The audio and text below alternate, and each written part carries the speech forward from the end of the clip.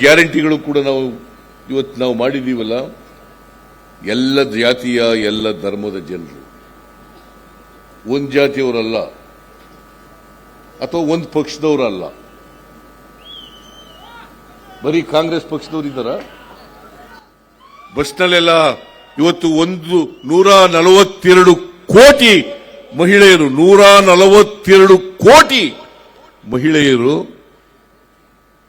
June 11ನೇ ತಾರೀಕಿನಿಂದ ಇವತ್ತಿನವರಿಗೆ ಫ್ರೀಯಾಗಿ ಸರ್ಕಾರಿ ಬಸ್ಗಳಲ್ಲಿ ತಿರುಗಾಡಿದ್ದಾರೆ ಟಿಕೆಟ್ ಕೊಡದೆ ಅಂತಂದ್ರೆ ಅದು ಒಂದು ಜಾತಿ ಮಹಿಳೆಯರಿದ್ದಾರ, ಒಂದು ಧರ್ಮದವರು ಇದ್ದಾರ? ಎಲ್ಲ ಜಾತಿಯವರು ಇದ್ದಾರೆ, ಎಲ್ಲ ಪಕ್ಷದವರು ಇದ್ದಾರೆ, ಎಲ್ಲ ಧರ್ಮದವರು ಇದ್ದಾರೆ. ಜಾತಿರಹಿತವಾಗಿ ಎಲ್ಲರಿಗೂ ಕೂಡ ಇವತ್ತು ಹೆಣ್ಣು ಮಕ್ಕಳಿಗೆ ಆರ್ಥಿಕವಾಗಿ ಸಾಮಾಜಿಕವಾಗಿ ಶಕ್ತಿ ತುಂಬಬೇಕು ಅನ್ನೋ ಕಾರಣಕ್ಕೋಸ್ಕರವಾಗಿ ಎಲ್ಲ ಹೆಣ್ಮಕ್ಳು ಫ್ರೀಯಾಗಿ ಬಸ್ನಲ್ಲಿ ತಿರುಗಾಡ್ತಕ್ಕಂಥ ಕಾರ್ಯಕ್ರಮವನ್ನು ಜಾರಿಗೆ ತಗೊಂಡ್ಬಂದಿದ್ದೀವಿ. ಇದೇ ಶಕ್ತಿ ಯೋಜನೆ. ಶಕ್ತಿ ಯೋಜನೆ ಅವರು ಟಿಕೆಟ್ ತಗೊಳ್ಳಿಕ್ಕೆ ಖರ್ಚು ಮಾಡ್ತಿದ್ದಾರಲ್ಲ ಹಣ, ಅದು ಉಳಿತಾಯ ಆಗ್ತದೆ. ಆ ಹಣ ಉಳಿತಾಯ ಆಗ್ತದೆ.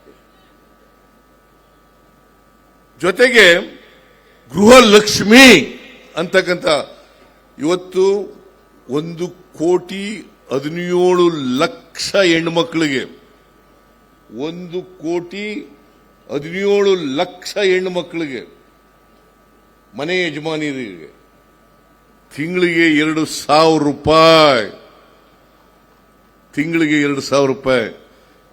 ಏನರಮ್ಮ ಹಿಂದೆ ಯಾವಲಾರು ಸರ್ಕಾರ ಕೊಟ್ಟಿತ್ತ? ಯಾವ್ದಾದ್ರು ಸರ್ಕಾರ ಕೊಟ್ಟಿತ್ತ? ಯಾಕಂತಂದ್ರೆ ಕೊಂಡ್ಕೊಳ್ತಕ್ಕಂಥ ಶಕ್ತಿ ಹೆಚ್ಚಾಗಬೇಕು. ಇವತ್ತಿನ ಬೆಲೆ ಏರಿಕೆ ಪರಿಸ್ಥಿತಿಯಲ್ಲಿ ನಿರುದ್ಯೋಗದ ಸಮಸ್ಯೆ ಇವತ್ತು ಹೆಚ್ಚಾಗಿರ್ತಕ್ಕಂಥ ಸಂದರ್ಭದಲ್ಲಿ ಜೀವನ ಮಾಡಬೇಕಲ್ಲ, ಅದಕ್ಕೋಸ್ಕರ ಯಾರು ಬಡವರಿದ್ದಾರೆ, ಎಲ್ಲ ಸಮಾಜದ ಬಡವರು, ಆ ಬಡವರ ಕೈನಲ್ಲಿ ಹಣ ಸಿಕ್ಕಬೇಕು ಅನ್ನೋ ಕಾರಣಕ್ಕೋಸ್ಕರವಾಗಿ 2,000 ರೂಪಾಯಿಗಳನ್ನ ಪ್ರತಿ ಹೆಣ್ಮಗಳಿಗೆ ಕೊಡ್ತಾ ಇದ್ದೀವಿ. ಮನೆ ಯಜಮಾನಿಗೆ 1,17,00,000 1,17,00,000 ಮಹಿಳೆಯರಿಗೆ ಕೊಡ್ತಾ ಇದ್ದೀವಿ.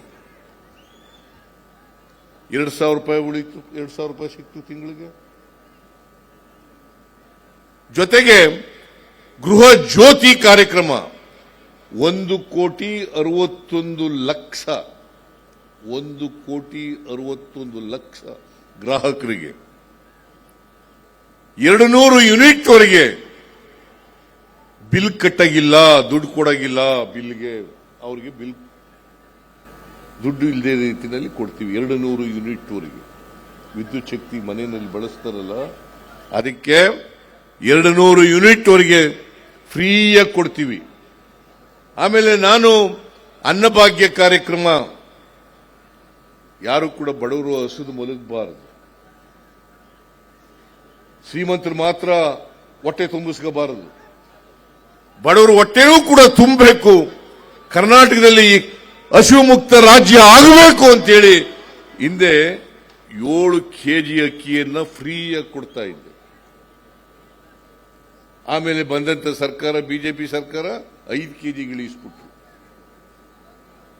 ಆ 5 ಕೆಜಿ ಜೊತೆಗೆ ಇನ್ನೂ 5 ಕೆಜಿ ಕೊಡ್ತೀವಿ ಅಂತೇಳಿ ಚುನಾವಣಾ ಪೂರ್ವದಲ್ಲಿ ಹೇಳಿದ್ದು.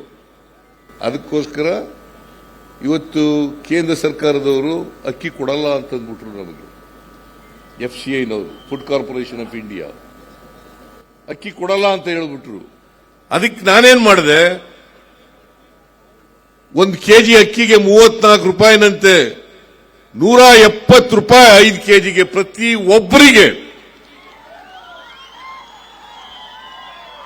1,28,00,000 ಕುಟುಂಬಗಳಿಗೆ, 1,28,00,000 ಕುಟುಂಬಗಳಿಗೆ ಇವತ್ತು 170 ರೂಪಾಯಿಯನ್ನ ಅವರ ಅಕೌಂಟ್ಗೆ ವರ್ಗಾವಣೆ ಮಾಡಿ.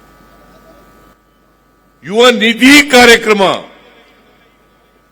ಯಾರು 2022-23ರಲ್ಲಿ ಓದಿ ಕೆಲಸ ಸಿಕ್ಕಿರಲ್ಲ, 6 ತಿಂಗಳಾದ್ರೂ ಕೆಲಸ ಸಿಕ್ಕಿರಲ್ಲ, ಅವರು 2 ವರ್ಷದವರೆಗೆ ಪದವೀಧರ ನಿರುದ್ಯೋಗಿಗಳಿಗೆ 3,000 ರೂಪಾಯಿ ಪದವಿ, ಆಮೇಲೆ ನಿರುದ್ಯೋಗಿ ಡಿಪ್ಲೊಮಾ ಹೋಲ್ಡರ್ಸ್ಗೆ 1,500 ರೂಪಾಯಿ. ಅದ್ರ ಜೊತೆಗೆ ಸ್ಕಿಲ್ ಟ್ರೈನಿಂಗ್ ಕೂಡ ಕೊಡ್ತೀವಿ, ತರಬೇತಿ ಕೂಡ ಕೊಡ್ತೀವಿ. 2 ವರ್ಷದಲ್ಲಿ ಕೆಲಸ ಸಿಕ್ಕಬೇಕು ಅನ್ನೋದು ನಮ್ಮ ಉದ್ದೇಶ. ಕೆಲಸ ಸಿಕ್ಕಲಿಕ್ಕೆ ಏನೇನು ಟ್ರೈನಿಂಗ್ ಕೊಡಬೇಕು ಅವೆಲ್ಲ ಟ್ರೈನಿಂಗ್ಗಳನ್ನು ಕೊಡ್ತೀವಿ.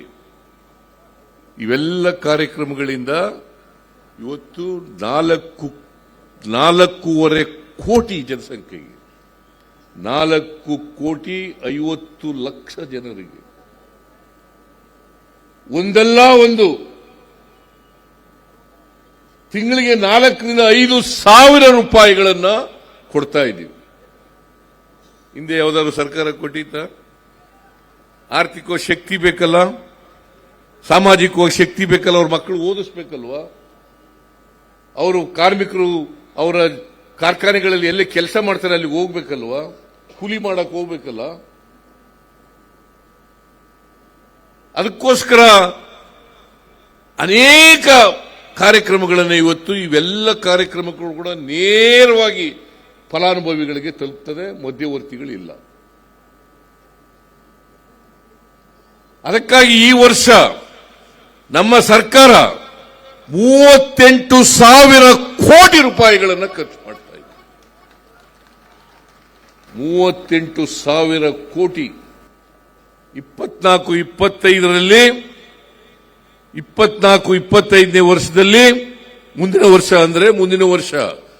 58,000 ಕೋಟಿ ರೂಪಾಯಿಗಳನ್ನು ಖರ್ಚು ಮಾಡ್ತಾರೆ. ಹಿಂದೆ ಯಾವ ಸರ್ಕಾರ ಖರ್ಚು ಮಾಡಿತ್ತು? ಯಾವ ಸರ್ಕಾರ ಖರ್ಚು ಮಾಡಿತ್ತು? ನೀವೆಲ್ಲ ಆಶೀರ್ವಾದ ಮಾಡಿದ್ರಿ ಕಳೆದ ಚುನಾವಣೆಯಲ್ಲಿ. ನಾವು ಇವತ್ತು ನಿಮ್ಮ ಸಹಾಯಕ್ಕೆ ಬಡವರಿಗೆ ಅವರ ಕೈಗೆ ಶಕ್ತಿ ಕೊಡ್ತಕ್ಕಂಥ, ಅವ್ರ ಕೈಗೆ ಹಣ ಕೊಡ್ತಕ್ಕಂಥ ಕೆಲಸವನ್ನ ಸರ್ಕಾರ ಮಾಡ್ತಾ ಇದೆ. ಬಿಜೆಪಿಯವರು ಹೇಳ್ತಾರೆ, ಇದೇ ನರೇಂದ್ರ ಮೋದಿ ಅವರು ಹೇಳಿದ್ರು, ಈ ಗ್ಯಾರಂಟಿಗಳನ್ನ ಜಾರಿ ಮಾಡಲಿಕ್ಕೆ ಸಾಧ್ಯ ಇಲ್ಲ. ಯಾರು ಹೇಳಿದ್ದು? ನನ್ other than the prime minister of this country. ಅವ್ರು ಹೇಳಿದ್ದು ಮಾಡಕ್ಕಾಗಲ್ಲ, ಮಾಡಿಬಿಟ್ರೆ ಆರ್ಥಿಕ ಕರ್ನಾಟಕ ರಾಜ್ಯ ದಿವಾಳಿ ಆಗ್ಬಿಡ್ತದೆ. ಆರ್ಥಿಕವಾಗಿ ದಿವಾಳಿ ಆಗಿದೆಯೇ ಈಗ? ನೋ.